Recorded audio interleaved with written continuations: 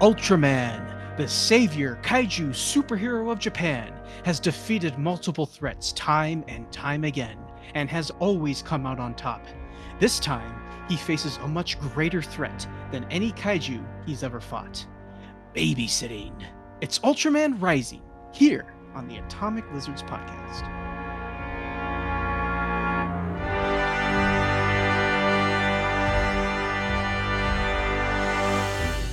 To Atomic Lizards, we're a trio of friends podcasting about the Godzilla franchise and other films we love. I'm Miranda, the film fanatic.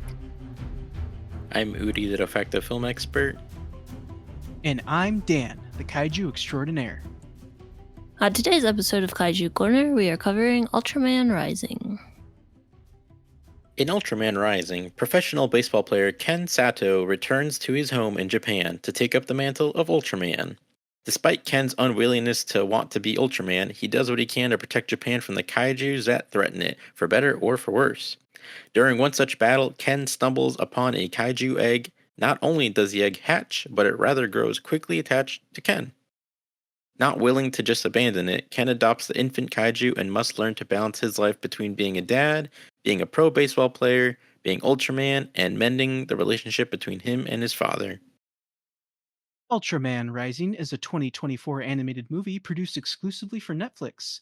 It was directed by Shannon Tyndall, with John Aoshima acting as co-director. Tyndall also wrote the film alongside Mark Hames. It stars the voice talents of Christopher Sean, Getty Watanabe, Tamlin Tomita, Keon Young, and Julia Harriman. Before we head into this discussion, I'm interested to know, are you guys familiar with the Ultraman franchise at all? Have you ever watched any of the old movies or TV shows? Had you even heard of Ultraman before this movie came out? Why don't you start us off, Miranda? So, obviously, being a part of the Godzilla franchise, that means Ultraman has come up in research and other people talk about him. I know he's a giant person who fights kaiju, and that there was a Shin Ultraman movie that came out a few years ago that was at one of the film festivals around my area, but I did not go see it. And I know it's a TV show, and that's about it. Gotcha. So you're at least a little familiar with Ultraman. Okay. What about you, Udi? Had you heard of Ultraman before this? Were you familiar with the franchise at all?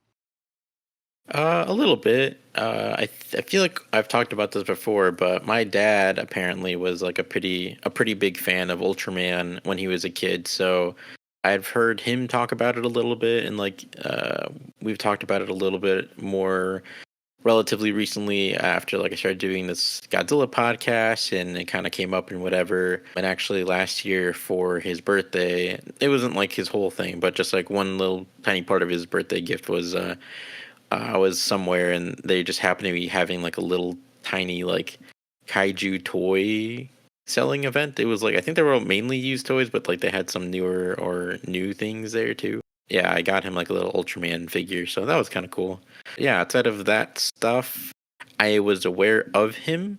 I've almost bought a steelbook of the old show, but I haven't ever really watched anything, at least not completely. I watched a few short clips of Ultraman, and I had the intention for at least as of last year ish to at least watch something Ultraman.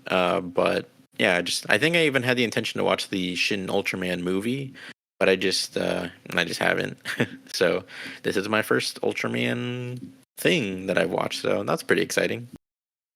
Gotcha. Okay. So it sounds like we're all at least a little familiar with Ultraman. I myself, much like you guys, I have heard of Ultraman before and I've seen him in various clips and whatnot, but I've never gone out of my way to watch any of the TV shows or movies. Like Miranda had mentioned, there was that Shin Ultraman movie that came out a couple of years ago, but I never went out of my way to check any of that out. So, but I am familiar with him. I have heard of him before. This movie is definitely my first introduction to the character. So that's our connections to Ultraman. This episode will have spoilers, so go watch it if you haven't. Dan, what did you think of Ultraman Rising? Ultraman Rising was unique for me. I've never seen a Japanese kaiju property get turned into like a DreamWorks-esque animated movie like this before. It's cool. I like the style of this movie. The animation was pretty fluid. I thought the voice performances and character designs were good. I liked the action sequences, and the baby kaiju was very cute. I felt like the story was serviceable enough for this film. It didn't really do anything to make it stand out from like other animated kids movies. In fact, I feel like the one thing this movie has that does make it stand out is the fact that it's based off of a famous Japanese kaiju franchise. That's not to say that I thought the story was bad, because I didn't think it was, but I felt like it was the weakest part of the movie. It had some deep emotional moments that were good and pretty mature for a kids movie, if you ask me, which I really liked, because it definitely helped balance out the more like silly, like sillier kids movie moments. But there were times where I did feel the story just got a tad disjointed. Like certain plot points were brought up and like never really explored too much. Parts of it, specifically like the baseball part of the story, felt kind of rushed. Although I liked the parts that did deal with Ken trying to like repair the relationship with his father and like dealing with all the baggage that came with that beforehand. I did like that part of the story, but all in all, I like this movie. It's a great kids movie, and I'm curious to see how longtime Ultraman fans feel about this. I'll have to look and see what everyone else is saying. But yeah, that's what I thought. What did you think of this movie, Miranda? How are you feeling?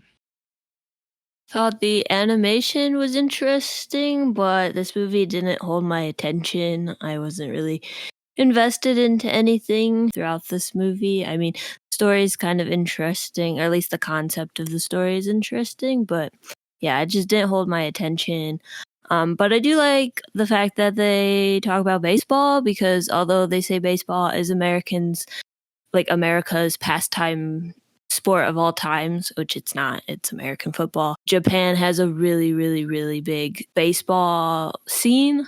They are really into baseball. There's so much that there's a KFC baseball curse. It has been broken, but there was a curse. So, like, I was aware of like Japan and their love for baseball. So that I found that really interesting. Even though I watched a lot of Japanese movies, they're all Godzilla and they never talk about baseball in any of them. So I thought that was pretty unique. And yeah, I thought the animation was interesting, although I think we'll get into that more so I can talk about that later. But yeah, that's my general thoughts.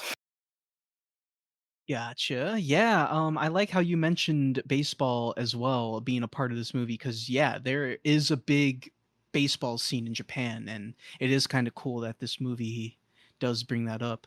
But what about you, Udi? How did you feel about Ultraman Rising? I really liked it. I feel like, I mean, I don't know really what I was expecting. I knew the general premise of the movie, and I know that you told us that it was getting good reviews and that apparently it was really good, but yeah, I don't really fully know what I was expecting. Like I knew enough about Ultraman to know that it was a guy in a suit, but I didn't really know anything about how or why he becomes Ultraman. They don't really cover it in this movie, unfortunately, but it's fine. It's whatever. It doesn't really matter. But yeah, I will say, and we'll talk about this more in a bit, but I have conflicting feelings on the animation. Like there are some things that I thought looked freaking amazing, and other things that I don't know. Like I don't know. It was just not exactly to my liking, I suppose. But I don't think any part of it was bad. I'll say that much. But overall, I really enjoyed the movie. I mean, yeah, it's a kids movie, but I don't know. I thought it had a lot of heart and had a lot of emotional moments, which I don't know why so many kids' movies deal with death. I mean, I guess because it's like the scariest thing that a child could go through is like dealing with like someone they love passing away, I guess, or because everything's more dramatic when you're younger. I don't know, but yeah, it was like honestly, so many kids' movies deal with death. It's kind of insane. But anyway, yeah, I thought it was very well done. All the emotional moments hit. And yeah, visually it was very well done. I thought the audio, like the sound design, was pretty well done. The music was pretty solid. And honestly, I wouldn't have been upset seeing this in the theater. I think this would have been an amazing theater experience, especially like in Dolby. Yeah, I really liked it, and I'm excited to talk more about it. Yeah, it's interesting you meant because you brought up why do so many kids movies deal with death? And you're not wrong. There are a lot of children's media that does deal with death. I mean, it's off the top of my head, like Lion King, for example, death is like a big part of that movie. And this is just like my own little theory, but I feel like kids movies tend to bring up that topic a lot because when you're a kid, everything is fun and innocent, but as you get older, like death is gonna happen sooner or later. Like a family member is gonna die, or like a pet might die, and that's something children do need to learn about. So I feel like I don't want to talk too much on this topic because I don't want to bring everyone down, but I feel like that is definitely a reason why a lot of children's media does bring that topic up because it's a very important conversation to have with a child. Yeah, that makes sense. I guess I didn't think about it that way, but I guess it's just like again, it makes sense, but I feel like it's almost overkill because I feel like most kids movies kind of talk about it in some way, or it happens, or like someone's parents die or something, and it's just like the first one's like, okay, yeah, it's good. The second one, okay, yeah, it's good for emphasis. The third one, it's like, okay, yeah, we get it, but it's like every single movie deals with death, and it's like, god dang, like these kids are going to be traumatized. Not really, but yeah, it was kind of just an observation that finally hit me when I was watching this. Where I was like, geez, every kids movie deals with death basically, or at least the concept of it. And like you said, it's probably just trying to instill that in kids because I mean, fortunately, you never know when someone's time is. But yeah, it finally kind of clicked with me, which is funny because my favorite movie growing up when I was a kid was The Lion King. So I would watch that like every day. And if you've watched The Lion King, Yeah, exactly. I was just gonna say everyone's gonna die and everyone's gotta eat, so it makes sense that it's in all media because that's just how living is. While we're still on the subject of The Lion King, like that's the circle of life. So, Yeah. yeah, that's fair. I mean, like I don't have a problem with it. It's just especially for kids media, like it just kind of throws me for a loop because I mean, again, like it makes sense to bring it up for kids because they're learning and they need to learn that. But I don't know, like it feels odd to me that most kids movies have it as a topic, whereas like it's not really like necessarily kid stuff, I guess. Yeah. Hmm. I mean, I'm it's most the ones that are coming to my brain are mostly Disney movies, and I don't know if that's just a trope that happened in Disney movies and then spread everywhere else. But like there are kids movies that don't deal with that. all right. So let's head into some discussion points here. So, my first question for you guys is did you feel like the setup for the story, that being Ultraman taking care of a infant kaiju, do you think that worked for this movie at all? Yeah, I feel like the having Ultraman take care of an infant kaiju worked. I thought it was really interesting. Like from the very beginning, when you told us that that was the premise, I was like, huh, that's kind of a fun just idea. Just having this character that's well known for fighting kaiju have to raise a baby kaiju, and especially like the setup of the story where it being Ken and him being kind of like an egotistical, self-centered guy, like big hotshot athlete, and then having to not only deal with the responsibility of becoming Ultraman and kind of coming in to that just by itself, but like then also adding on the responsibility of a baby. Like that was a pretty fun idea, and also just like making the comparison between kaiju's and like human children and how they can both be monsters basically, but you still care about them and love them. That was kind of a fun comparison. So yeah, I thought it was a pretty unique setup, and I appreciate them trying something unique. I mean, we're not experts on Ultraman, but as far as I know, I mean, I haven't seen or heard of like a premise like this before for Ultraman or anything kaiju related. So I thought it was fun, and plus there's a couple of fun Easter eggs, and just overall, not to like start talking about the movie at large, but yeah, I just thought it was a cool setup, and I thought they did a really good job with it. Especially again, like it's a kids movie, and some parts do definitely feel like more kids movie ish, but I think overall it's definitely a movie that the whole family could watch and enjoy. So yeah, I think they did the best they could with the idea, and it was a really neat little twist on the genre, I guess you could say. What about you, Miranda? Yeah, it's definitely unique. Like we haven't, at least I haven't seen a human take care of a kaiju baby before. So that was definitely an interesting factor in the story. I mean, we've seen Godzilla take care of Manila, but that's about it. But I did like that they went into that direction because then it like teaches Ken to like care for this kaiju, and then he understands like his parents and his dad and how that all works, and eventually like helps him repair his relationship with his dad. So I think they used it in an effective way. It wasn't like dumbed down in a way, if that makes sense. But yeah, pretty unique, at least from my very limited knowledge of Ultraman and kaiju films.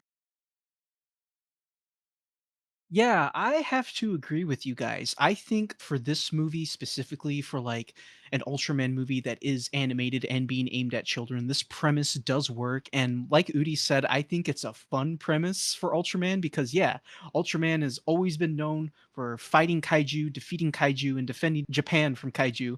But now he has to take care of one. It's a fun idea. I do like it, and I do think it worked. It was really cute at times. You know, it was kind of fun seeing Ken deal with having to like take care of what is essentially a child, and him having to go out, get food for it, clean up its messes, and then like, you know, it was like it got like I don't want to call it atomic breath, but that's pretty much what it was like atomic breath. And he's like, "What? Babies get acid reflux and stuff like that," because he obviously was not prepared at all to like deal with a situation like this. So I thought it was pretty fun, and I do agree. I think it did work for this movie.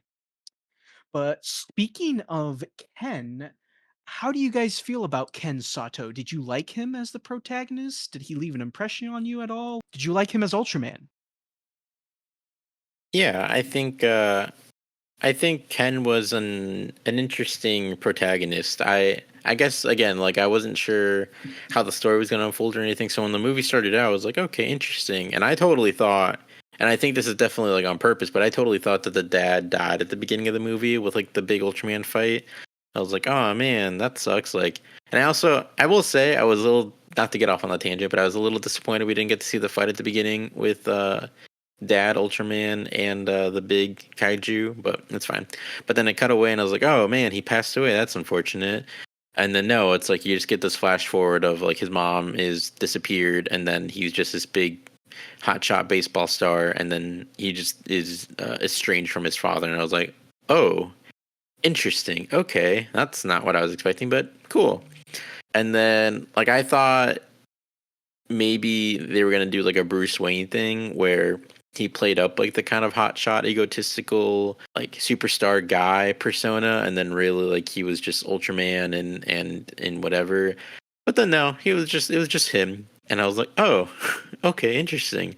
Not that it was like a, I didn't have a problem with it necessarily. It was just not the way that I thought it would go, which is cool. I always like it when movies can do something slightly different or like just stick with the vision and not like, oh no, it's just, you know, it's a fake out. But yeah, I thought Ken was an interesting protagonist, and I think the biggest thing overall is just seeing him change over the course of the movie. Like it was cool to see him be a different person by the end than he was at the beginning. I will say that, I mean, again, and I'm not going to grade this too harshly because I mean it is a kids movie, and for a kids movie, I think it's very good. But I will say that a lot of his change, like a lot of his arc, I feel isn't really shown super effectively, I guess. Like a lot of it is through montage or just like you get little time skips. It's like, oh wow, you've really become a better person. It's crazy. Everyone can just suddenly see you're a better person. It's like I feel like they could have shown a bit more of this, or like him getting to know his team a little bit more. They didn't really show that. They just kind of skipped ahead and it's like, oh wow, he's best buds with all his teammates now. It's like, how did he find the time to do that? Like, I feel like they could have explored a bit more of that. But I mean, again, it's a kids movie, so it's fine. It makes sense. They didn't.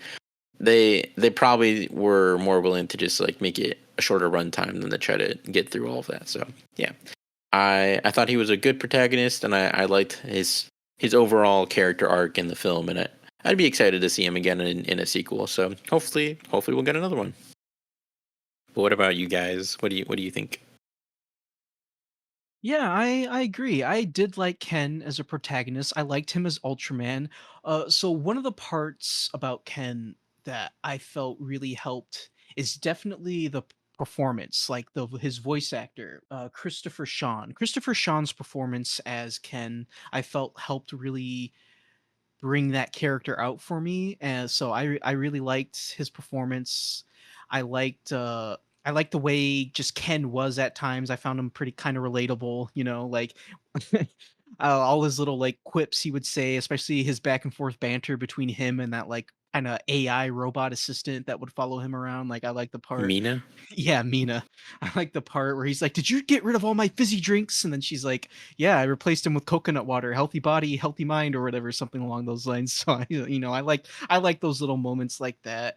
And yeah, he did have a bit of an ego, and like those parts kind of, while that's not a good trait for his character to have, I did find those parts just a little funny, like especially during that first kaiju battle, and where he's like trying to like showboat for everyone, and then he's getting his butt kicked, and then one lady's like, "Ultraman, do your job" or whatever. Like that was fun. So I liked Ken, I liked his performance, and I did enjoy seeing his growth throughout the movie, and I felt like even I agree with you, Udi. I do think there were parts of his arc that were not really that could have used a little more work, but it was still nice to like see him change throughout the movie. I did quite enjoy that.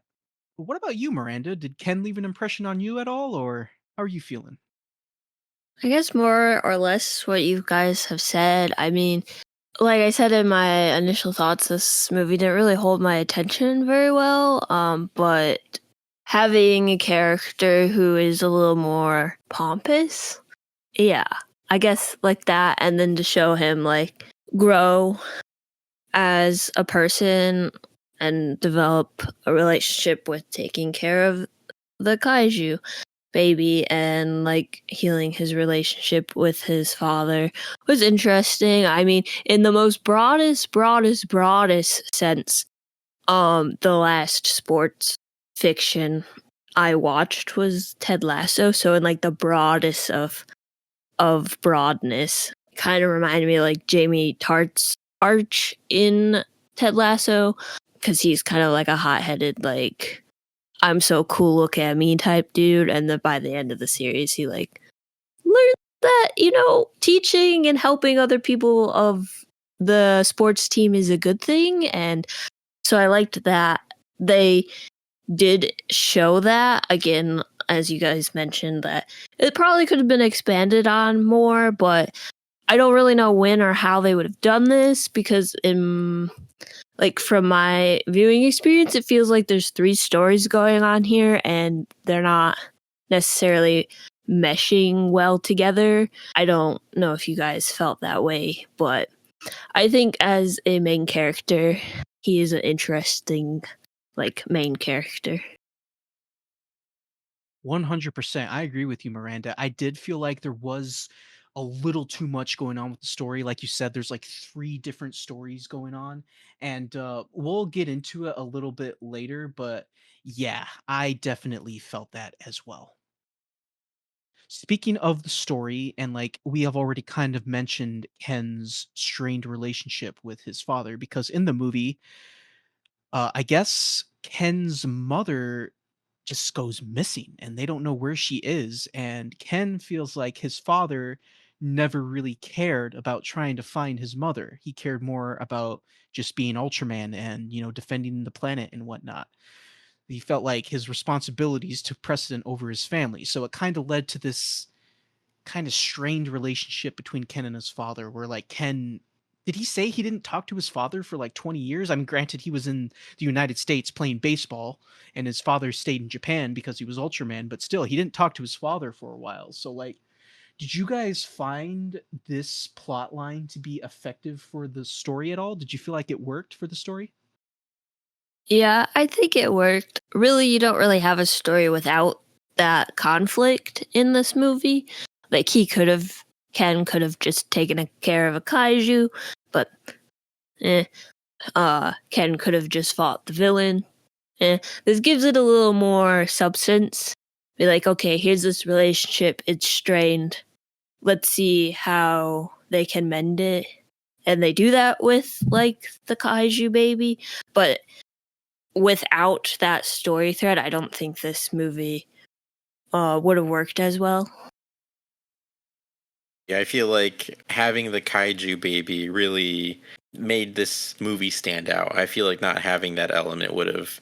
I mean, like this movie probably would have been fine with just like the dad side plot and like fixing the relationship, but I feel like it would have felt more tried and true. And I feel like if anything, the baby kaiju thing is what really makes this movie interesting and gives it a bit more like layers, I guess. Has just gives it more depth, I guess you could say. Not only because it helps change who the main character is and is like the main cause for his character arc to happen, but also because you see this character like how he starts out and then where he ends up and he's a completely different person. So like that wouldn't have happened without the kaiju baby. I feel like like even if it had just been about him repairing his relationship with his dad, I don't think that I just don't think it would have hit as hard. And I mean, and again, not to say that this isn't important or that movies should stop doing this, because everyone can do it differently and every movie is different, even if they're similar, whatever. But there's lots of movies about like kids getting together with a parent after they've been absent or something, and like reconnecting and all that other stuff. So I just feel like if it had just been that, it would have been like, oh, okay, like there's another kids movie where the child is reconnecting with their parent after XYZ happened. So I feel like if it hadn't been for that, then this movie wouldn't have been as good. So I'm glad that they did that. Oh, that's an interesting outlook. So you felt that the plot line of Ultraman taking care of the baby kaiju definitely helped the story more than the father and son relationship dynamic. That's interesting.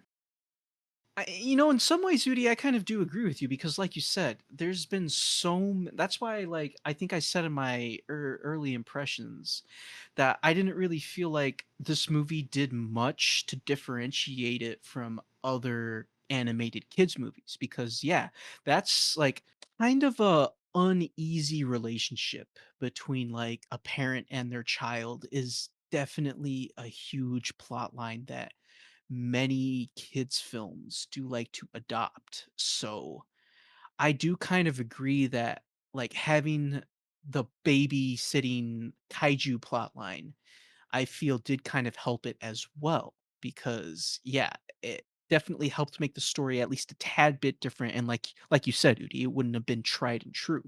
But that being said, I do think that the strained relationship between Ken and his dad, I do think it did work for this story because I mean it makes sense. His dad is Ultraman. Japan is his home. He is the only I mean there's the Kaiju Defense Force that helps defend Japan from kaiju, but the Kaiju Defense Force, like the movie makes that like sect of Japan's military or whatever seem like forceful and whatnot. So it's better for Ultraman to handle it because I mean, they don't really show it, but they imply that like if Ultraman goes and faces against the kaiju and stops it, it's like less damaging than if the Kaiju Defense Force does it. Granted, like I said, they don't really show that in the movie, but that's like I feel like that's the vibe that they were trying to give off.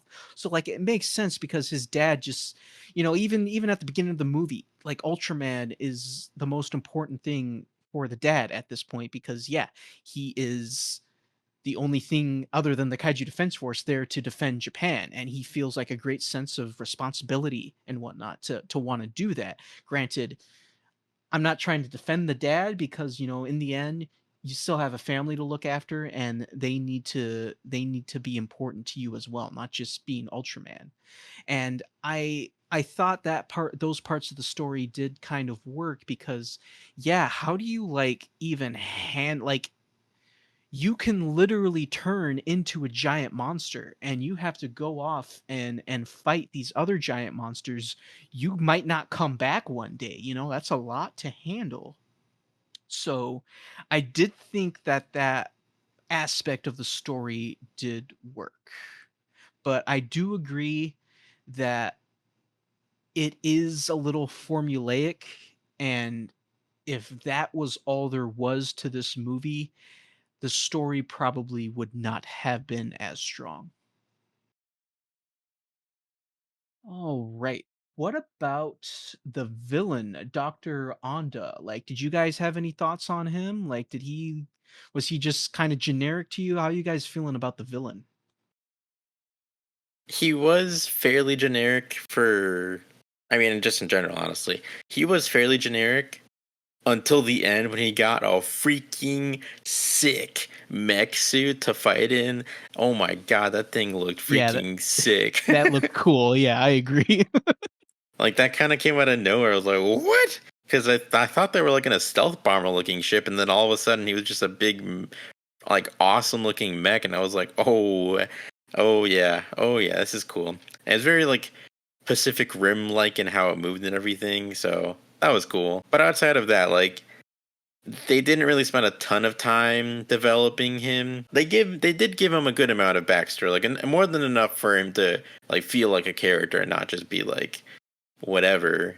I mean, I feel like at the end of the day, he wasn't really like, super important to the story. I guess like he was there to be an antagonist, I guess. But yeah, I kind of felt like, kind of going back to like what Miranda said, it did kind of feel like they had too much going on, and maybe at like one point, maybe there was at a certain point, maybe they did think about doing the whole like Ultraman versus his dad maybe thing. I don't know. There's no, I'm just guessing here. I'm spitballing. But then they were like, no, we don't want to do that. We don't want to, like, we want to have them repair their relationship, blah blah blah, and have it be more wholesome. So then maybe they were like, okay, well, shoot, well, we need an antagonist. So what do we do? And then they kind of came up with him, and it's like the idea behind that character is interesting, especially when you think about the other relationships in the movie. So, like, his big thing is that his family was killed by kaiju, and that Ultraman didn't stop it. So his family died because of him, and he blames Ultraman. Which, I mean, it was Ken's dad that was Ultraman at the time, so like it would have been his fault. And so it's kind of interesting there because it's like, oh, Ken is paying for the sins of his father. But I mean, at the same time, like a big thread in the story is like the main reason why the relationship is strange is because his dad always had to pick being Ultraman over kind of being present and being his dad, at least to a degree. But also, again, like, kind of understandable. Like, if he hadn't been there to stop the kaiju, then who else would have been? And then a lot of other people would have died, and blah blah blah blah blah. So I don't know. It's kind of an interesting conversation there, especially because too, it's like it gets to the conversation of no matter how much a hero does, like especially if it's one person, like there's only so much one person can do. And even though like Ultraman tried his best and like literally sacrificed his kid's childhood to do it, basically, it still wasn't enough, and he still couldn't save everyone that he wanted to. So that's kind of an interesting conversation in and of itself. But yeah, looking at the relationships presented here, it's like this guy, this military man who lost his family, and so vows to fight the kaiju and doesn't really care for Ultraman.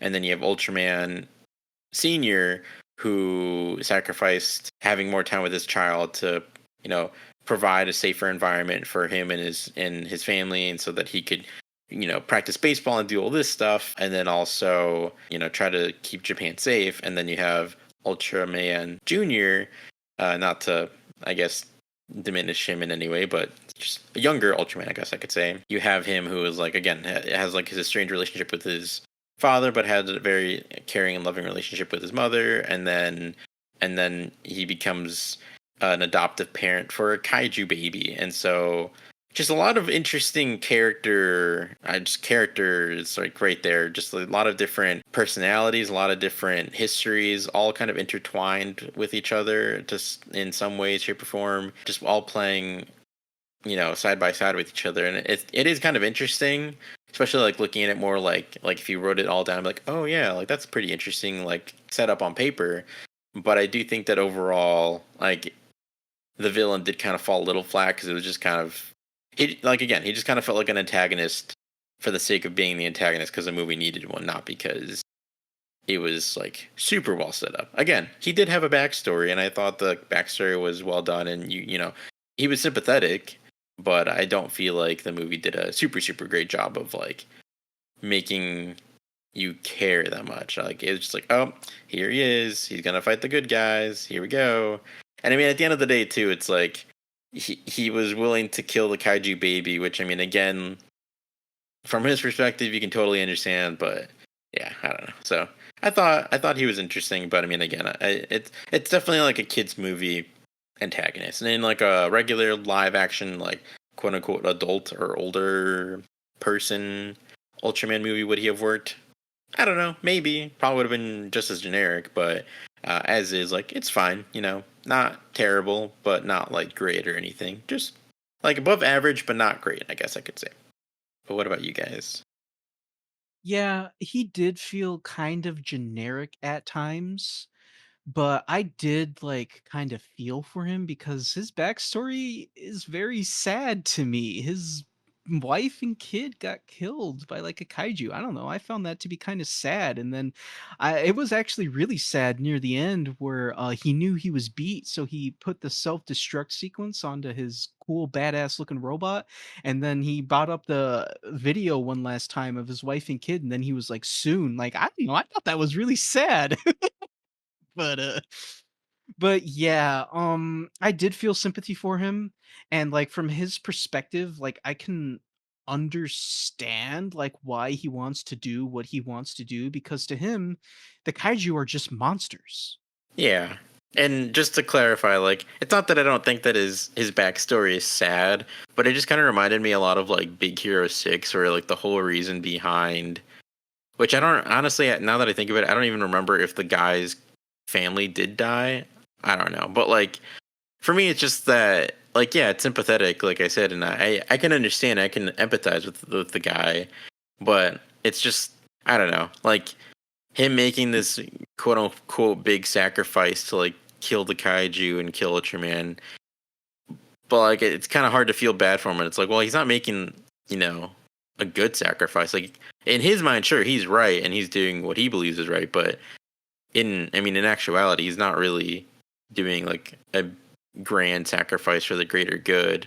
He's kind of just doing it for revenge. So, I mean, again, like I can understand from his perspective, and his story is sad, but I think just overall it felt like a little generic to me. But I mean, again, doesn't make it not sad. Just I don't know. And I will say, in that moment, like it was sad. It was like, oh man, you know, that's pretty sad. Like he's watching the video one last time before he dies, and all that. But again, I think just in the moment for me, it's like, well, you're dying because you're choosing to blow yourself up because you think you're doing the right thing, but you're not. So I don't know. But yeah, Yeah, and I can understand what you're saying for sure. Yeah, because even I kind of agree. He was just a little generic at times, and yeah, like he didn't have to blow himself up. He really didn't have to. He was choosing to, and obviously he wasn't choosing to do the right thing. But yeah, he just sees these as monsters, while like Ken's dad, for example, sees and once again, like these are parts of the story that I felt like they could have went into more detail into, but they didn't really, is because like Ken's dad, for example, gives off this sense that that these kaiju are not monsters, like they're beautiful creatures, and he doesn't want to see them dead. That's why they don't want the kaiju defense force dealing with the kaiju, because they will kill the kaiju. And Ken's dad seemingly does not want the kaiju to die, but they don't go into like th any like, they don't show why these kaiju shouldn't die, like, they don't show them as being I mean, they kind of do show, like, I think it's Gigantron, is that the name of, like, the big winged kaiju?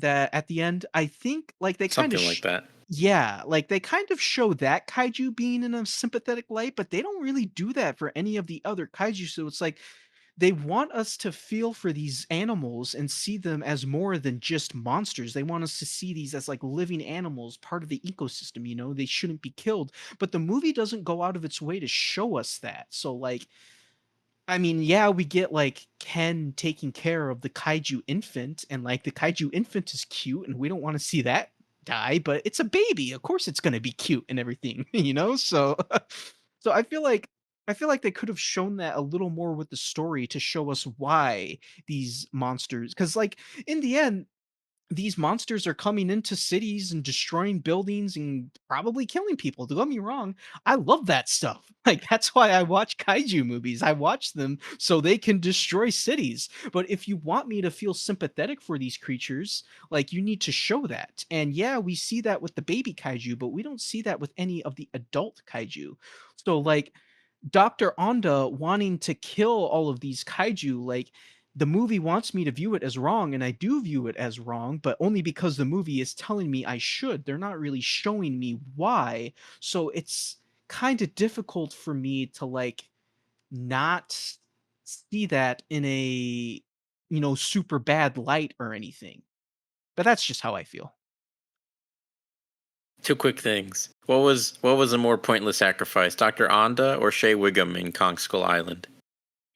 Dude, I'd have to say probably Shea Wiggum because like he literally was tossed to the side before the grenades even went off. Like with frickin' Dr. Onda, like if Ultraman wouldn't have shielded everybody, it would have done some damage. But Shea Wiggum, like, literally didn't do anything. So. Yeah. Do you agree, Miranda? Just like this movie doesn't really hold my attention, that movie also, Kong Skull Island, doesn't really hold my attention either. I mean, it's pretty to look at, but that's all it is, in my opinion. Go listen to the episode if you want to hear us talk about Kong Skull Island. I don't remember what we said, but I'm sure it's interesting. Yeah, it was a fun one. But to talk about the villain of this movie, pretty much everything you guys have said is accurate, like I agree with. I also thought of Big Hero 6, don't know why. But I think this is where like the three stories, not really sure what they're doing, comes in. It's like, yes, okay, so they have the relationship between the dad and the son, and that's strained. Okay, cool. We're gonna give him a kaiju to take care of so he can learn what his parents went through when taking care of him and to become a better person. Great. And then they kind of just need a villain. They're like, yeah, this guy. So, like, I don't know if this. It feels like setup, but he's dead. So, like, if they're setting up for a sequel, I don't know what they're doing. Again, with the mom missing, also feels like setup. There's, like, just certain things throughout this movie that just feel like setup. And then the payoff isn't there yet, or they don't expand enough for it to, like, have a impactful, like, effect onto the story. Like, yes, it's sad that the villain's family died in a kaiju battle. Yes, I can see where he's coming from and wanting to destroy the kaiju, but like you guys were saying, it's like not, it's said but it's not really shown or expanded on, I guess. So basically agree with most of what you guys have said. I guess that could lead into a discussion about anything we felt that could have been added or removed to make the story blend better together. I feel like I've already kind of mentioned a bit of mine, but I don't know, just tightening things up, or maybe it's already a 2 hour long movie. So personally, I think it should have been shorter and they should have focused on less things. Like, I get the reason for the baseball, but like, they could have excluded that and then spent more time developing that relationship between father and son and then expand the villain more. But then you don't have the baseball part, so you kind of lose part of Ken's character. So, like, very interesting, I guess. And maybe that's just how the movie is and that's the story they wanted to tell. But yeah, what do you guys think?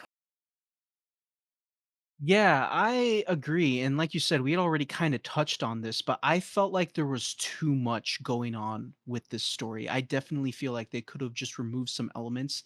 Like you said, I think they could have just done away with the whole baseball part. Like they could have had Ken, like, yeah, he played baseball over in the US and then but he comes home to Japan to take on the mantle of Ultraman so he can, take his father's place. And just like I understand why they wanted to have the baseball part because like you said, it's part of Ken's character. It's what he wants to do. So it would make sense for him to want to do pro baseball. But I think maybe they could have just done it a little differently. Like maybe, yeah, have him do pro baseball at the start, but then once the baby kaiju hatches and then he has all these responsibilities, maybe he finds out that he can't juggle all three of these things anymore and he decides to, make a sacrifice and quit doing what he loves so he can care for this kaiju infant. And then yeah, that will teach him, hey, these are maybe some of the sacrifices his parents had to make when they raised him. And then, that could give him more clarity because yeah, I just felt like the whole baseball storyline was very rushed. Like, Ken, he comes in, he's a superstar, but then once the baby kaiju hatches and he has to start taking care of that, he can't balance it all well with his life. So his baseball career starts struggling. And legit, this is what happens in the movie. Like they're going through like a montage of Ken, like, just going through his day-to-day life, taking care of the baby, struggling with baseball, doing stuff like that, being Ultraman. Like there's literally one part where it's like, oh, the Giants, they're not doing too well. And then like literally the exact same scene or like literally like a second later, it's like, oh, the Giants are making a comeback. They're gonna make it to the playoffs. It's like this just feels just like where did this it felt like it just came out of nowhere. Like one second the Giants are bad, and then the next second they make a comeback and are gonna make it to the playoffs all of a sudden. Like that part of the story I felt was definitely given less focus. It felt like they're like, oh, we got to wrap up this baseball plot. Just have the Giants win. They're gonna make it to the playoffs or whatever. It's like that. It just felt super rushed to me, and I do think that could have been taken out of the story. And I feel like the story probably would have flowed together a little more. And yeah, the movie was already long enough. I was surprised actually. It's like a 2 hour long movie. I was really surprised with how long it was. So I don't think it needed more added to it. Like it probably needed a little more context to it with certain things. Like I bought this up like a couple minutes ago, but once again, with the whole kaiju, like they want us to see the kaiju as these majestic creatures, but they don't really dive too into that. Ken's missing mother. That's a plot line that's brought up, and like Miranda said, it's like all set up. They don't really go into it. Like, how did his mother go missing? When did she go missing? They never tell us. Like, why did she go missing? That's never expanded upon. It's just like, oh yeah, his mother's missing, and his father didn't really do much to try and find her. And it's like that's it. That's all we get. It's like I would have liked a little more, like a little more context to that to see what was going on there. But those were like the three biggest things for me. I felt like the baseball plot was rushed and probably didn't need to be there. I wish they would have shown us more for why we should feel for the kaiju and why they shouldn't be killed. That's another thing, I guess. It's like, why does Ken's dad not want the kaiju to be killed? Why does he see them as these majestic creatures? I would have liked more insight on that as well.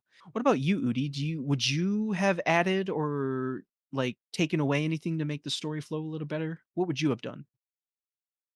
I mean, it's hard to know what I would add or subtract from the story just because like there is so much and all of it does kind of add to the story. I mean, the missing mom thing. I mean, I don't know. Like, I don't know that this movie has. I mean, here's the thing: it probably does have the time to do it, but the movie would have to be like 2 hours and 45 minutes long, which would be too long for a kids movie.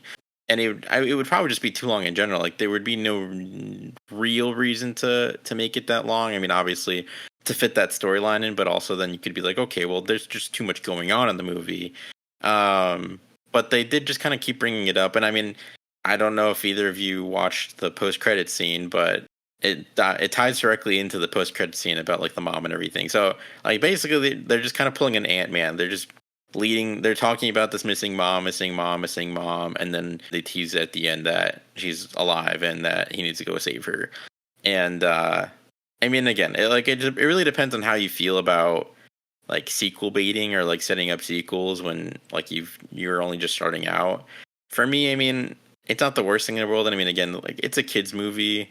I'm not expecting, top tier writing necessarily. Which again, this movie is just an enjoyable movie in my opinion. Like it's not like it's a kids movie. You can tell it's a kids movie, and that's not just because it's animation, but it just has the vibe of a kids movie. But for being a kids movie, it's very well done. But that being said, I mean, yeah, like the whole setting up the sequel thing, I mean, it is what it is to me at this point. Like, yeah, it's kind of to be expected, and this is kind of the issue with it, though. It's like you set up these plot threads that don't go anywhere, but you just set them up to set them up for future movies, and so that's one thing where it's like they could have just mentioned it and then not said anything much more about it, or just like I mean, I don't know. Like they did kind of bring it up just whenever it was relevant, like whenever it was Ken and his dad. So I don't really know. Like again, it's kind of hard to tell what you could and couldn't remove from this because it is just so intertwined.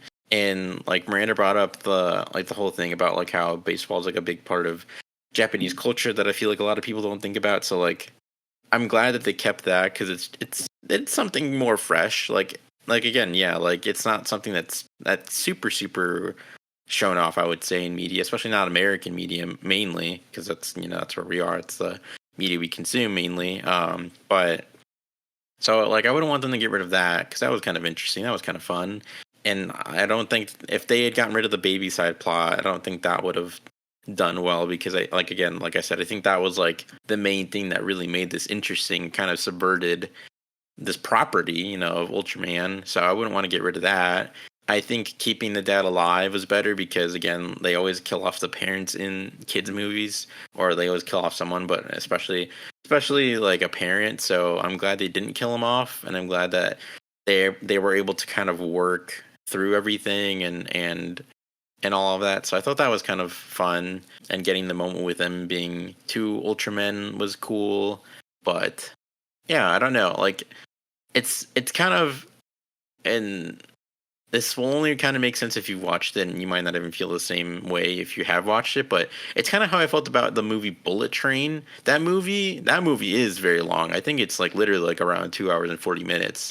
That movie is long, and it's enjoyable. I had a fun time with it, and it was everything I thought it would be. So like I wasn't disappointed because it's what everything I could have asked for. But it felt bloated and kind of slow in parts. But it's like when I sat back and like tried to think of it, I'm like, I don't know what you'd get rid of. I don't know how you could cut anything. Like there's a lot of kind of random characters that kind of appeared and then disappeared, and then it's like okay, but it's like but they did add to the story and they were fun characters. So it's like I wouldn't want to cut that. That's kind of the same thing here. It's like there were characters that were fun and like little side things here and there that were kind of interesting or whatever. But I don't know what you could cut in what would be fine. Like maybe the whole kind of side plot with the reporter. Maybe you could cut that stuff, but I can't imagine that's too long at the runtime. So I don't know. I don't really know. It's one of those things where I mean that's part of the filmmaking process that is just really hard, especially like if it's your thing. It's like you have to decide what's truly important and what's not. And sometimes if it's too bloated, that can be a problem. If it's too lean, it's the problem. So it's all about finding that right balance. And yeah, it's really hard sometimes to figure out what you should cut or what you should streamline because like this was really well done and I really liked it. But yeah, I mean, it's definitely kind of bloated, but I really don't know how you could cut this down because again, I just feel like so much of it is so intertwined. So Yeah, and you bring up some really good points, and it does make sense. Like a lot of it is very intertwined, but I don't know. Like I said, I get the importance of baseball in there, and I love baseball. I'm one of the few people out there that actually like legitimately enjoys watching baseball. So like I'm glad they had the baseball storyline in there, but I kind of, I just kind of don't feel like it was necessary. But that's just me though. But it is a part of Ken's character, so it makes sense. Let's talk about the animation. One of the most important aspects of an animated movie is the animation. How are you guys feeling about the animation? Did you love it? Hate it? Meh? What did you guys think? So for the animation for this movie, some parts really cool looking, other parts not so much. Like the kaiju fighting, the battles when he's Ultraman, I liked all that stuff, like the city, even like his house, the way that like the basement where they're keeping the baby. Like I like all the look of that, but then it comes to like just the human designs and it's odd. They're really shiny, they feel like toys, and they're giving me Clone War vibes, the animated cartoon, where it's like this weird blocky style that's like strange and unusual. Um, and then like I know the baby kaiju is supposed to be like cute, but like it doesn't fit with the type of like dragon creature it is. So like I was like, okay. But I know they like there's like the trend of kawaii and stuff. Or I don't know if that's not the kawaii means cute, but I don't know if that's the trend. I know there's like cutification of like characters like Hello Kitty and stuff like they're I don't mean to interrupt, kawaii. but are you talking about like chibi? I mean, there is chibi too, but like I guess in a way, maybe possibly. But like just like the cutification of things, and I don't know if that's what they were going for the baby kaiju, but I just like I don't really like this design because it's a dragon, so like and then you see the full form and it's like I don't know. There's like a disconnect there, I guess. And then um yeah, the human character designs, they're interesting and unique silhouettes and everything, so I did like that. It's just like the blockiness, I guess, is throwing me off. But then like when they're fighting the kaiju and stuff and the battle at the end, I thought all that looked really cool. I liked how the explosions looked, like when they all do their like force beam at the villain in his robot suit. Like the sparkliness of like the how it's hitting like the shield and just the like the way that the mech version of the dragon looked, I really liked that. So like I mostly enjoyed the animation, just like a few things was a little off. And I mean, there's so many unique ways to do animation now, especially because Spider-Verse, it all stems back to Spider-Verse. They were like, let's go out of the box here. And then everyone was like, okay, let's go. So it's definitely unique, and I do like and appreciate that it is unique and it's not just like the basic 3D forms that we see in a lot of other animated movies. So overall, I think it looks really nice. Yeah, I agree. I did like the animation. I thought, especially during the action sequences, it was really flashy and cool. I really enjoyed it during those specific parts. But yeah, I can see the comparisons to the Clone Wars. Like upon thinking about it, like you mentioned, like the blockiness of the character designs and whatnot, and how they're kind of stylized and in that same way. I can see it.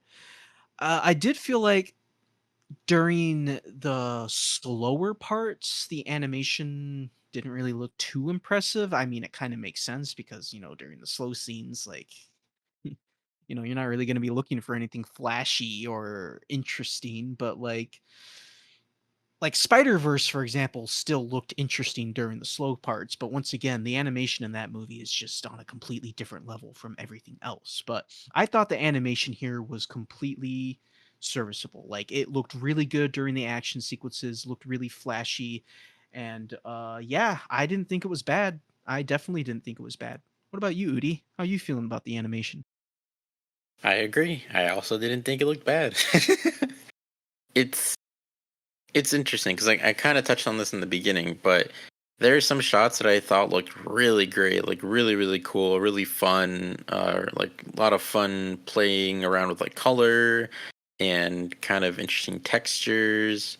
Like a lot, like a couple of examples would be like when Ken goes into a fit of rage, and then, but I think it's before he's like turns into Ultraman, and like you get that crazy wavy background. It's like dark blue and red, and then it's just like the background, and then he's like covered in blue light. Like that was cool. And then there's a similar shot of that with Emmy the baby, and like the fight sequence at the end, especially with Dr. Onda and like the mech suit and like the two Ultramen, like just all of that was great. Like all of that looked really cool. Felt very property appropriate, in the sense of like it felt very like Ultraman slash like kaiju, like big robot fighting style. Like it felt like it belonged right there, right up there with like Pacific Rim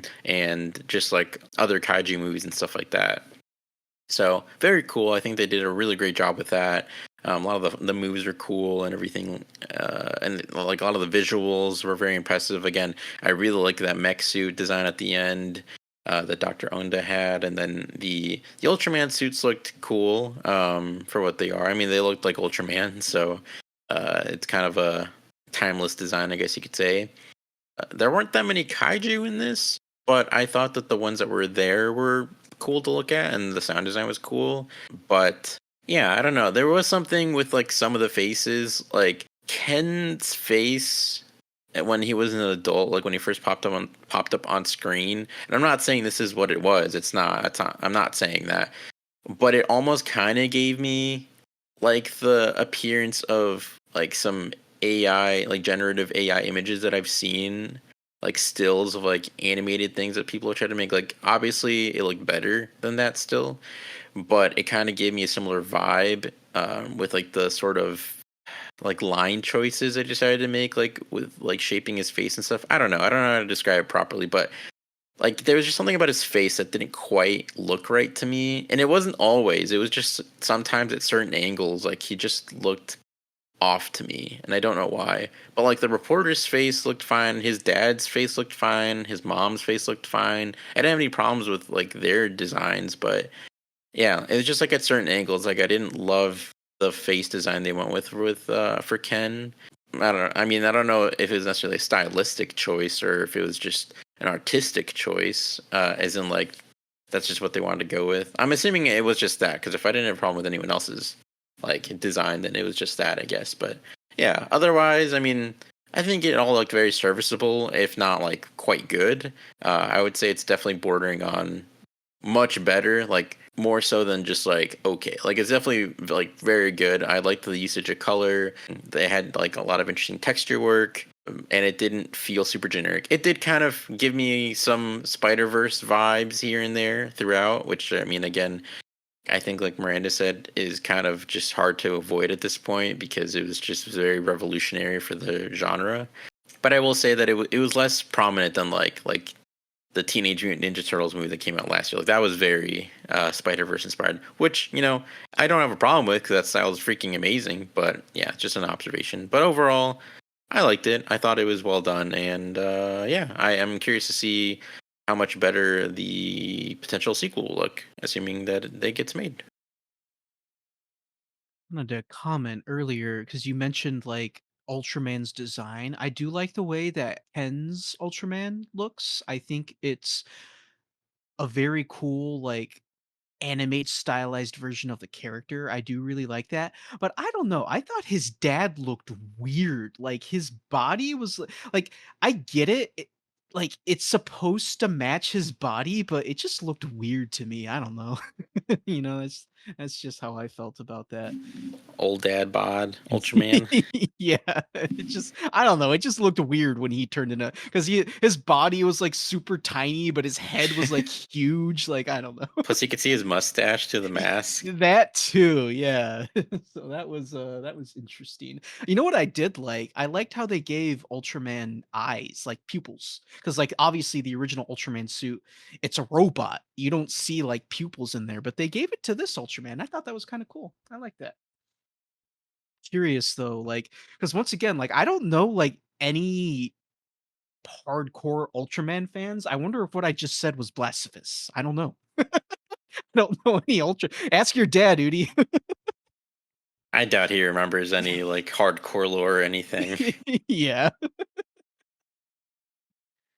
So, on the subject of the way this movie is animated in terms of its art design and whatnot, would you guys like to see other kaiju properties get an animated movie like this, such as Godzilla, Kong, Gamera? Would you like to see that? Because I personally would. I liked the stylized design of this movie, and I would love to see like other kaiju properties get a unique art style for an animated movie like this. Like, imagine what you can do with the Godzilla kaiju. Like, I think there's a lot of potential there. I would love to see an animated Godzilla movie like this. Granted, I don't know how they could do it per se because like Ultraman, it's easy to do an animated kids movie for Ultraman because Ultraman's a good guy. Godzilla, it's a little different. You can make Godzilla a good guy, but that's not what I want. You know, and it doesn't really matter what I want. It matters what the target audience want and what works well for them. And if making an animated Godzilla movie for kids, like making him a hero like in the late 70s Showa era, if that would be the way that it could work, then I would be all for it. But I personally, you know, I've said it time and time again, I don't like it when Godzilla is portrayed as a hero. So like I would like to see something a little different. Like maybe still have Godzilla be maybe an anti-hero like in the Heisei era or something like that, but I would love to see Godzilla kaiju get animated like this. I think there's potential there for some really cool designs. I would love to see it. What about you guys? Would you guys want to see other kaiju properties get animated movies like this? Yeah, I'd be down. I feel like, I mean, again, you kind of talked about this already, and I agree. I feel like when you get more into Godzilla and like other properties like that, it does get, I mean, particularly Godzilla, but it does get a little harder to do. Because I mean, I agree. If I see Godzilla, I don't want him to be just like the hero, because like depending on the iteration, he kind of is, but I don't. Yeah, I agree. I feel like he works better as the antagonist or as like the sort of willing slash like doing it because he kind of has to hero. Like there's like a better word for it, but kind of just like the person who's forced into doing it. He's like, all right, well, I guess I'll do it, or the one who's convinced either by being beaten up or whatever. But like I like that sort of Godzilla more than just him being the hero just because he's the hero. That doesn't. It's not my kind of Godzilla. No offense to anyone who does like that Godzilla more, but it's just not my preferred Godzilla. But yeah. So I feel like it could be interesting to see a project with like a similar budget, like be done, but with Godzilla instead. But yeah, or even like Kong or any other sort of like kaiju related properties, like that'd be really cool. I'd be down to watch it as long as like they were done with this like level of care and intricacy and like passion for the property. I think it would turn out great. But I mean, yeah, it would definitely be a little limited in the sense that it very much probably be made for kids, and so there's kind of a limit of what you could potentially do there, at least thematically. But I don't know, it could be interesting. But yeah, I think it'd be cool to see what they could do.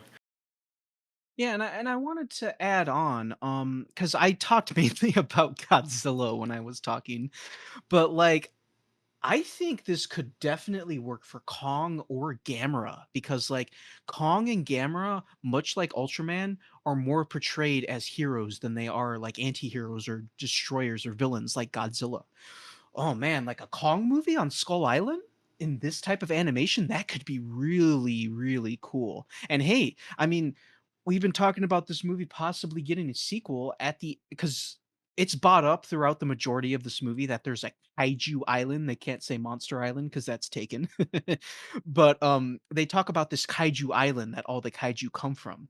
And during I think it's at the end of the movie, we see them come up to the kaiju island and it has like a really cool design. So maybe we'll get something like that in the sequel. I would love to see that because I would love to see just what they could do with the design and whatnot and seeing all the different kaijus on that island, but like a Kong movie animated like this taking place on Skull Island, that would be really cool. I'd love to see that, honestly. Yeah, I agree with that. I kind of forgot about that because I thought that was. I mean, I don't know if that was meant to be like an Easter egg or what, but I did think it was kind of funny that they kept calling it Kaiju Island and not Monster Island. Which I guess speaking of that, like I wasn't sure if that was an Easter egg, but I did notice a couple of Easter eggs. I'm pretty sure that the baby Kaiju Emmy, I'm pretty sure that she did the Godzilla dance at one point. She does. Yep. She Yeah, straight up does the Godzilla victory dance from yeah, Invasion of Astro Monster. yeah. Okay, so I got that one right. And then I think there was another point where there was like a toy. I think it was next to Ken, and I'm pretty sure it was a Power Rangers Megazord. So like that was pretty cool as well. So yeah, I wasn't sure if like the Kaiju Island thing was like an Easter egg or just I don't know, but yeah, that would be kind of interesting to see. Like I mean, hopefully, assuming we do get the sequel that they tease at the end, like that'd be kind of cool to like set it there and to explore that and see what that would be like. So, and then I mean, yeah, like doing a more like Toho monster version of like a movie like this where it's like set on Monster Island could be cool. Could be cool. It depends on how much they go into, some of the sort of other Godzilla stuff. Like if it's centered on Manila or something, I don't Oh, know your about that. favorite Manila. Yeah.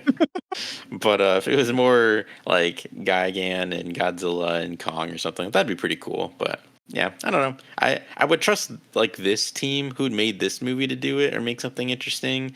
But yeah, I don't know. I guess we'll have to see if they expand more or what they do. But what about you, Miranda? It could be interesting to see this animation style with other kaijus.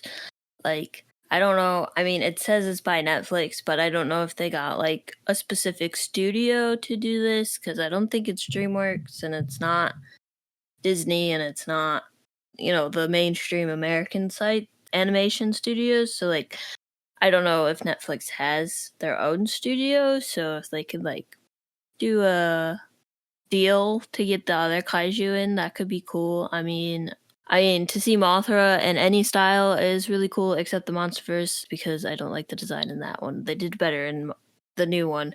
But anyways, I mean, we've already kind of got different animation styles for Godzilla and other kaiju. Anyways, there's an Ultraman anime, there's a Godzilla anime. It's interesting to see like a slightly not anime-ish one, and since like animation is a style and they can do whatever they want with it. The movies can be any genre they want. So if they want a dark Godzilla in this style, then they could totally do that. Will they do that? No, probably not. But it's a cool style, and I would like to see other things in it. It's just, will they do it? I'm gonna guess probably not, just because there's like other things. Also, Godzilla X Kong The New Empire is technically an animated movie too, so they kind of already animated Godzilla in a way. So, like, I don't really know what the line between CGI and anime is, or like animation is, because like they have to animate Kong and Godzilla in the new MonsterVerse movie. So, I don't know. I guess technically, in my view, we've already gotten like a take on modern day animation of Godzilla, but like I don't know. Having it in like a more stylistic comic book ish, bright, colorful, neon style is would be cool. It would be cool. Yeah. I would very much like to see what they could come up with. And I get what you're saying. Like, yeah, because technically, like Godzilla and Kong and like Godzilla X Kong are already animated in that movie, and it's kind of the same like argument people bring up about like the live action Lion King remake, for example. Like all of it's just CGI. So is it even really live action or is it technically animated? but I would like to see it more stylized, like Ultraman, because the Godzilla and Kong: The New Empire, they're animated with a realistic art style in mind. I want to see something with a less realistic art style. And you could even say the same about the anime, like especially the Netflix anime trilogy. That's definitely has like a more realistic art style in mind. The actual like Godzilla anime, Singular Point, that one is a little different in its style, but it's closer to like just more traditional Japanese anime. I want to see something kind of like this with completely like different style. Like it's not just anime, it's not based off of live action. I want something more cartoony, if that makes sense. But that could be cool to see. We'll have to see what they come up with. Like, but not like Hanna-Barbera cartoon, No. like more modern day. Yeah, like a Pixar movie.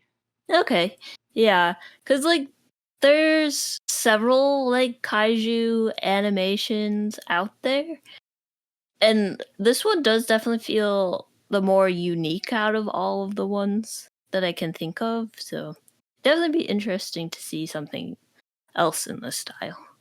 Oh yeah, for sure. For sure. But all right.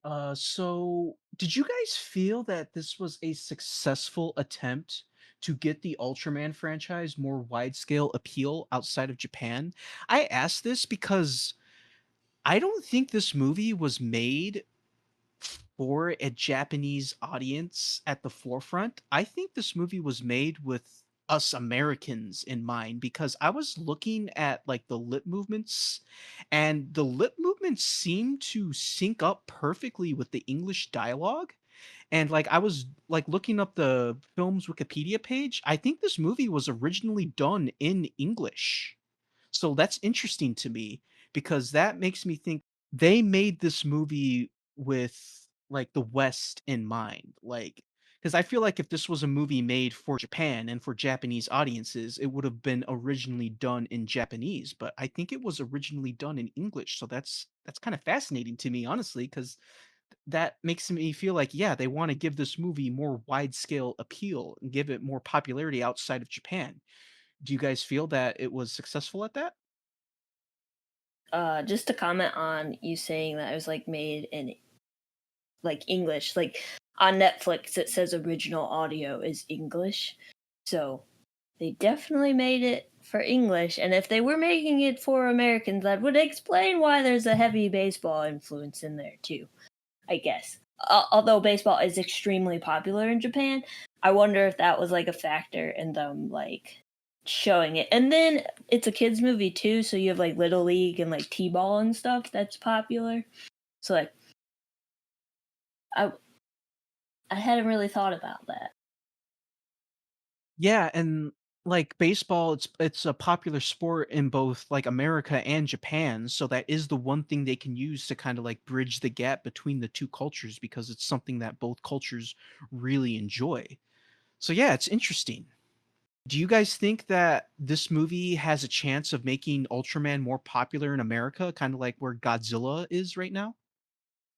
I don't know if he'll ever reach the same level of popularity as Godzilla, but it'll be interesting. Yeah, I think it's probably not likely that it'll probably hit as big of a mark, I guess you could say, or that it'll be as popular. But I mean, yeah, there's a lot of families that have Netflix and a lot of kids who watch things on Netflix. So I mean, if somehow like this gets popular with the kids and it does good numbers, then yeah, I could see it being sort of like a good jumping off point for Ultraman becoming a bit more popular in the US because yeah, I mean he's kind of a bit more niche, but I mean it seems like overall that like Godzilla and Kaiju stuff is kind of getting a bit more popular. So if people are looking for more of that, then yeah, this could definitely work. This is definitely a very solid point and a definitely like a solid starting point to kind of dive deeper into Ultraman. And there's so much Ultraman stuff. So yeah, I think pretty successful so far, but I mean, it's also kind of hard to say because I mean, we're not only a kaiju-based podcast, or at least like a podcast with a strong emphasis on kaiju movies and media, but like we're movie people, so of course we're gonna be more inclined to be interested in this and watching it, whatever. But hopefully, like I said, I mean, hopefully it does well, and hopefully we get more. Opposite end, I don't think it's gonna do anything for Ultraman. It's a kids movie made on Netflix without a theater release, for a character that no one in America other than kaiju fans and people who watched it in childhood know about. So it might get some kids some kids invested, and maybe in the way long term, maybe he'll show up more. But I don't think it's. I don't think we're gonna see it anytime soon. I mean, kaiju is kind of popular. I guess more specifically, Godzilla is really popular right now, so they might try to push Ultraman a bit more and try to get the audience, but I don't think this movie specifically is going to do anything for that franchise. Um, I don't know. It just that's the vibe I got from the movie, and that also the vibe that I got is I also felt like that wasn't what they were going for this movie. I think they just wanted to make a movie for Netflix for kids. So I don't know. That's how I feel about that. So I don't know. We'll see in the future, though. I could be wrong. Yeah, that's fair. And I will say that I felt conflicted about that because, like I said when we were or like I said earlier when we started talking about this movie, that I felt like a theatrical experience would have been really good for this movie, and I feel like watching this in Dolby would have been really, really good. Because again, like I thought the sound design was pretty cool and like the visuals were great, but this would not have done well in theaters. To your point, like I mean, again, kaiju stuff is becoming more popular, but it's very much I would say leaning heavily towards like Godzilla and Kong, and to not include anything related to that stuff, yeah, you're probably not going to get butts and seats. And I mean, maybe if there's good word of mouth, but I mean, if it came out right now in theaters, no, it would have gotten decimated because Inside Out 2 is destroying at the box office right now.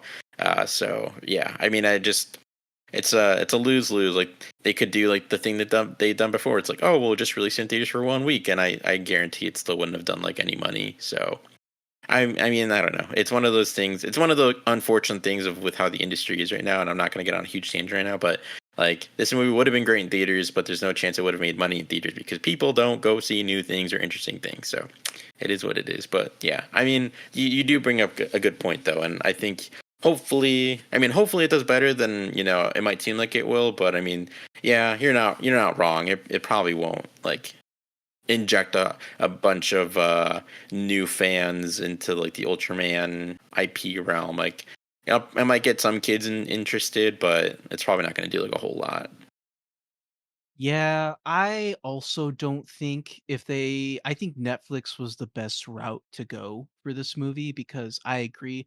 I don't think it would have done well at all had they released it in theaters, like because I always think back to, like, lesser known animated movies that came out in theaters and then, they don't really do too well because they get destroyed by the newest Pixar, Disney, or DreamWorks movie, so it's like, yeah, I agree.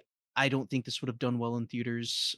I think releasing it on Netflix is giving it the best chance that it could have, and I think that it has a good chance of raising a few Ultraman fans because, like, families are going to show this to their kids. Their kids might like it, and that might encourage them to check out more Ultraman stuff. I mean, that's kind of like how some of us became Godzilla fans. Like, we were introduced to it as kids, we liked it, and then we checked out more, and bam, the rest is history. So, I do think this is going to help grow Ultraman's fan base outside of Japan. Whether he'll reach the same popularity that Godzilla has here in the US, I don't think so. I mean, like we've mentioned before, the kaiju genre is very niche.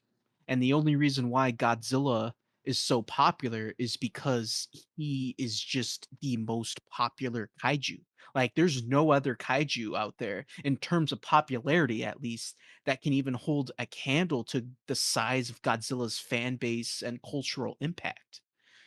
So, yeah, we'll have to see how this movie does for Ultraman in terms of his popularity, but I think it'll help him gain a new fans over here in the US. But speaking of that, are you guys interested in checking out more Ultraman stuff after watching this movie? I will say I'm actually kind of interested. I've This was really the first Ultraman thing I've watched and I like the concept. He's pretty much a superhero. He's a kaiju superhero and his Ultraman suit is his Iron Man suit. I think it's a cool idea and I do want to check out other stuff. I did watch the a bit of the first episode of the original 1966 show after I watched the movie. And Udi, I think you had mentioned like this cool effect in the background during some of the action scenes where like the background was all like wavy with like red and other colors like kind of like meshing together. That's from that TV show because I watched the first episode and that a very similar looking effect was in the title sequence for the TV show. So I think that was a reference right there. But yeah, I would like to check out more Ultraman stuff. I gotta say, I cannot believe how much Ultraman stuff there is. There's probably just as much, if not more, Ultraman stuff than there is Godzilla stuff. It's insane. I had no idea. So if I ever do decide to check out Ultraman one day, I'll have to look up some like watch guide or whatever because there's just so much stuff. What about you guys? Are you guys interested in checking out more Ultraman stuff after watching this? Not against watching more Ultraman stuff. I just don't think I'm gonna actively seek it out. If we want to cover it on the podcast, I'm more than happy to.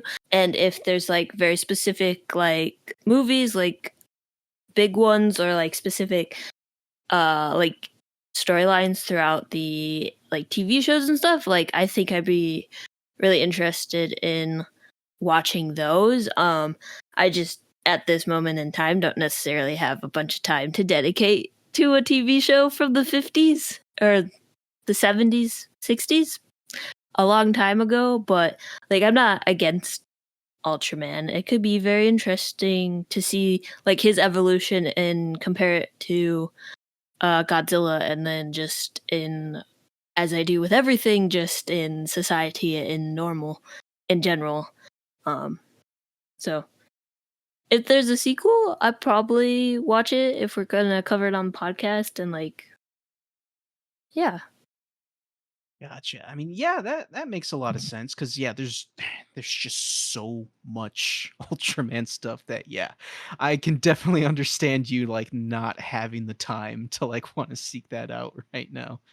But what about you, Udi? Would you be interested in checking out more Ultraman stuff? Did this movie heighten your interest in the IP at all? I'm kind of in a similar boat to Miranda. Like, I'd be down to check out more stuff if it came out for the pod, or check out like that Shin Ultraman movie that came out some semi recently, or like stuff like that. I'm probably not gonna race to go watch a bunch of old Ultraman stuff because I mean, again, at the end of the day, like I was saying before too, this didn't really touch that much on Ultraman basics. I already knew the basic of like, again, it was like a guy in a suit and like he had powers and he fought kaiju, but I didn't really know much else beyond that, and this didn't really explain much else. So I was intrigued enough just by the premise of the movie and just because I like kaiju stuff. But yeah, I mean, it didn't necessarily do a ton for me otherwise. But in terms of like getting me more interested in Ultraman, like I would watch something, but I think just in general, like I'd be down to watch something Ultraman related just because it's kaiju related and because it's um I mean, yeah, just because of that basically. So a little bit maybe, but not like a ton. It didn't do like a lot of convincing, I would say. But I mean, again, like I would be down to watch more Ultraman stuff in general. So yeah, and I mean, again, if we end up doing more stuff for the podcast that's Ultraman related, I mean, that's cool too. Yeah, man, that's cool. I just can't believe how much Ultraman stuff there is. But I think I might go out of my way to check out more stuff, but probably won't do it anytime soon because I got way too much other things that I need to watch right now. I think that about covers everything we had planned to talk about for Ultraman Rising. So let's go into ratings. Dan, what do you rate this movie? All right. So, Ultraman Rising. Once again, I did really like this movie. I did have some issues with the story, and I know that it's a kids' movie, but that doesn't mean that it's like, that doesn't mean it's not worth criticizing. Like I get, that's a common I don't want to go too much off on a tangent, but I know that's the thing a lot of people bring up. It's like, oh, it's a kids movie. Why do you care about like what happens with the story and whatnot? Because, just because it's made for kids doesn't mean it can't have good writing. And I didn't think the writing was bad in this movie. I thought it was pretty good, but I just felt like there were a few holes in the story. But that being said, I thought this was a great kids movie, perfectly fine. I'm going to give it a 3.5 out of 5 stars. Okay. And Udi, what do you rate this movie?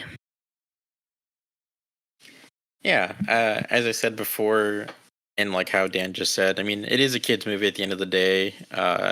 And like Dan said, that doesn't necessarily mean that it has to be immediately bad or something, but you can definitely tell when the people behind an animated movie like either really care about the subject matter or the property that they're adapting, or just or that it's just like a more universally enjoyable story being told. And I think here this is definitely the case of it's definitely a movie that is able to be enjoyed even if you don't know a lot about Ultraman, or just from if you're a little kid or if you're an adult, or vice versa. Like, it's just an enjoyable movie, and there's a lot of fun moments, and the story I think is touching and emotional and heartfelt enough that it could make anyone a fan.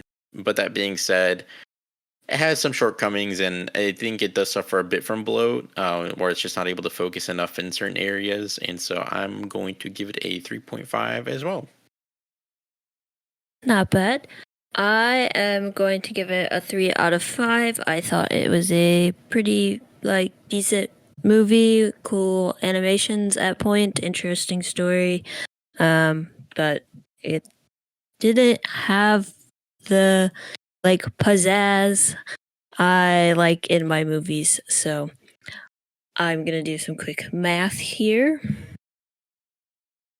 The Atomic Lizard's average score for Ultraman Rising is a 3.333 repeating, so we're gonna round that up to a 3.5. Hey, look at that. Thank you so much for joining us and listening to our conversation about Ultraman Rising.